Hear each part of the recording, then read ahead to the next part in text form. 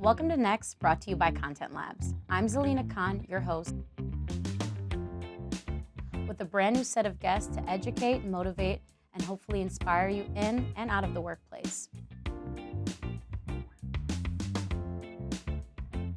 There's been a great deal of excitement, fear, and in some cases loathing about the emergence of natural language processing tools driven by artificial intelligence that seem almost human-like when you interact with them. The acceleration of AI has some people worried that it's going to replace them.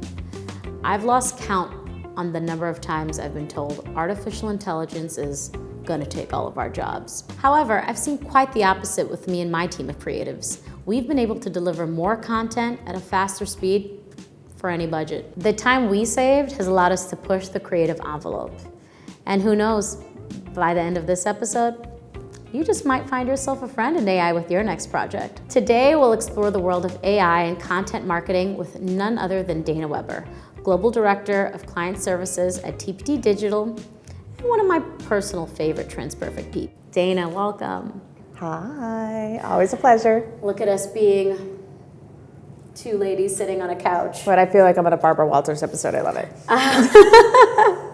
Just don't make me cry. Let's talk about what you do at TransPerfect Yep. and what you did before TransPerfect, just to set the stage a little bit for our listeners. I'm a digital marketer through and through. So websites, banner ads, back in the beginning, and then the launch of all the social media craze, and now with just this speed of content generation, it's just, I've had the opportunity to work with some of the most amazing clients and brands all around the world.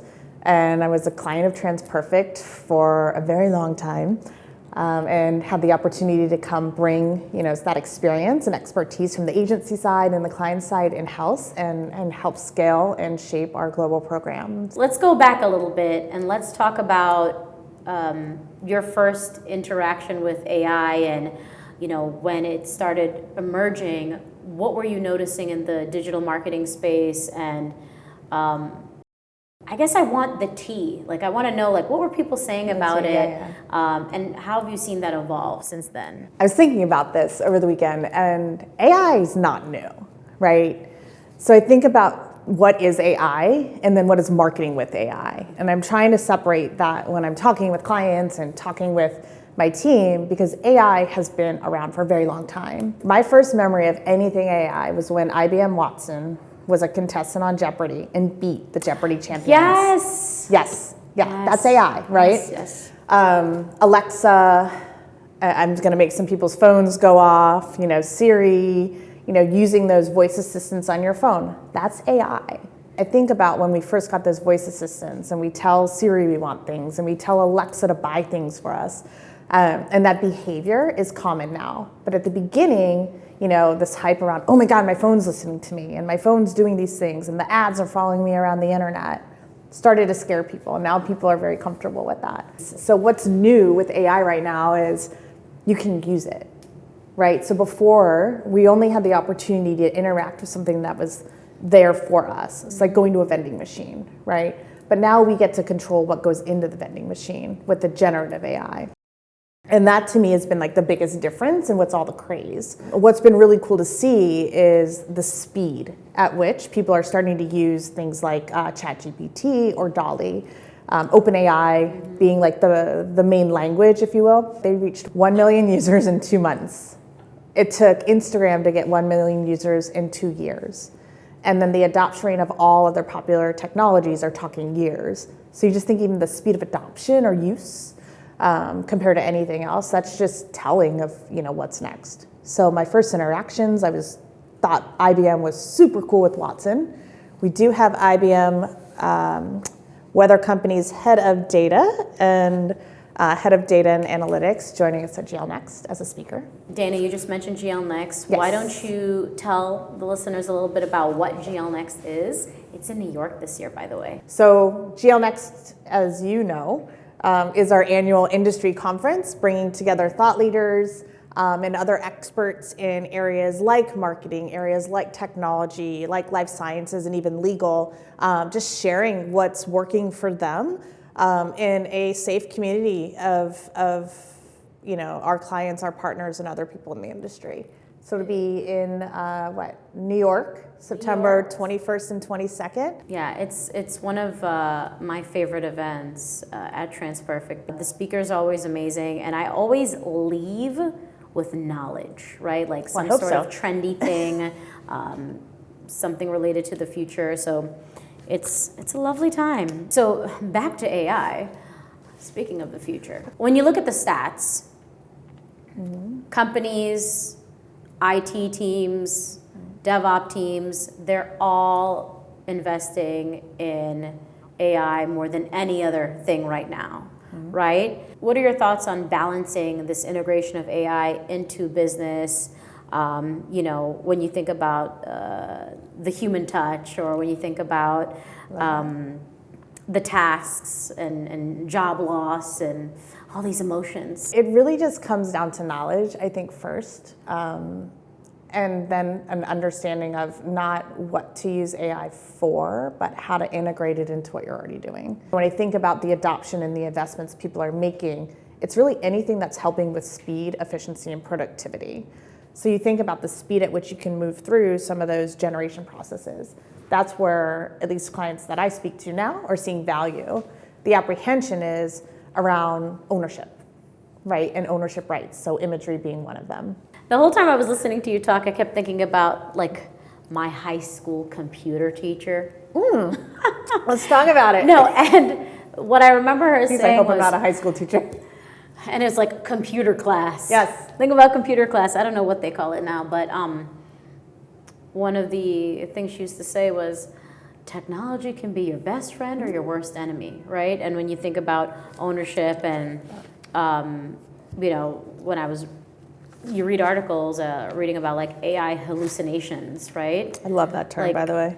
Yeah, should we talk about what AI hallucinations? Let's talk about that. Yeah, I love it. So I'd say in imagery, an example of that would be, I don't know if anyone's ever created imagery. We've been working on that together for some clients, asking the AI to create something with, let's say, an elderly person and a younger person in their family, right? And at a fair or at a festival, playing a game together. Great, you get this beautiful image, but maybe there's another nose, or maybe there's 3 arms. We're seeing hallucinations in content as well right now. So, and I could say from a brand governance standpoint, this is like an assurance, right? So the theme of content that I've seen come out of AI is very confident. It's like, it's a very confident voice. So when you're reading that in human nature, you're probably like, okay, that's factual. But the AI is making up facts, because you think about it, it's pulling from everything on the internet, and just because it's on the internet, it's not true. You mentioned, we're using AI for our clients and with content creation. With plagiarism, AI hallucinations in the mix, how is this something you suggest to marketers when it comes to how they communicate with clients about? What I'm seeing in my communities and my circles is there's not a lot of transparency in how agencies, vendors, contractors are using this technology to produce. I think for us, one of the things we are showing is that transparency. Right now, the value is in high volume, I'd say low priority type of content. So anything that you need to just get out the door, the speed, right? So I talk about 500 meta descriptions, or say I need to take a PPC campaign for like text ads, and I need to move that into 20 different languages, and I have a week. Well, rather, I can still have a human do the research and validate it, but the production of all of that I can do in hours, right? So I can lessen that time. You know what I just thought of also? What's up? Back to feelings. So many feelings. Because, marketers, creatives, we got feelings. We're all feelings. Why there might be a lack of transparency is also the fear. I could see why a marketer would not want to be honest about revealing to their clients about the use of AI. Yeah, of course. Because of the fear of becoming obsolete, right? I think you hit it with fear, right? The fear of not knowing, and not knowing can be not knowing what's going to happen, not knowing how to use this. not knowing if I should use this being an AI tool or productivity tool. The client's gonna hire you for two things, time and to create something they can't. So long as you're doing something that the client doesn't have time to do, you're showing that value, right, and you're helping to get that outcome, however you get to that outcome shouldn't really matter, so long as it's legit and legal. Yeah.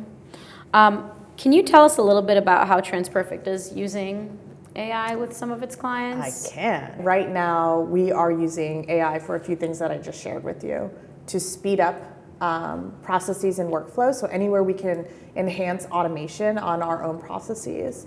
When it comes to client work, so we're using AI for high volume, low value content generation. We still need the human to do the research and the strategy that defines what we prompt the AI, and then we tweak the AI engine. Meta descriptions, product descriptions, so PDPs, if you will, for retail, ad copy for paid media campaigns, image creation if there's not time for a live photo shoot and stock imagery budget or stock imagery just won't cut it. You know, we're exploring creating our own starting point for imagery for post editing. Those are just a few use cases. We're also doing some blog content, but again, it just feels scripted or almost templated. So that's, if it needs to be a little bit more high value for marketing purposes, we're still working with a human first approach. So for other like marketers that are just getting out there, that are maybe bogged down by the demand at work to generate more content, what are some tools that they can use to strategize content, to create content? So my account managers and my client services team members, I have them using ChatGPT to synthesize emails. Other people on my team are using it to summarize transcripts, to speed up getting notes out the door to our clients. Content creators, creative writers, you know, they're using these tools for new ideas. But as far as like that end to end, just creating and taking our jobs, I don't see it happening. The PC didn't replace us. Yeah, and I think that's a lot of what GL Next is going to be about, Yes. right? We focused a lot on how AI can be our best friend, but I mean, what are some of the challenges you're going to see? So while speed is the value prop here and the main benefit, it's also going to be the biggest obstacle. I don't know the stats, but the rate of change and the pace of change, because you have so many people around the world training. If everyone's using ChatGPT, that means everybody's training the OpenAI data set, right? So that speed of learning. And you know, and I'd say regulations, but you still have that even with social media and the internet. And how many years ago did that start? So I think people are just going to need to get comfortable with change and speed again, and see what's possible. What's really cool about what's happening, and by giving the general public a license to create with OpenAI and similar types of products, we're going to see all new iterations of content coming out. We don't know what works yet, though, right? So we don't know what people are going to be able to decipher between real, not real, and will they care? I mean, creativity is still going to be the lifeline of marketing. I mean, right? It's still the backbone. You still need it. And I think AI can only get as creative as we make it. This conversation was amazing. I know it's only a snippet of all the amazing knowledge that's in your brain.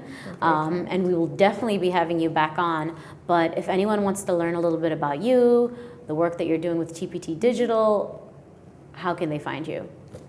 555. No, just kidding. It's for my 90s babies. You know, LinkedIn, always happy to have a virtual coffee. She's good for those virtual coffees. I do show up.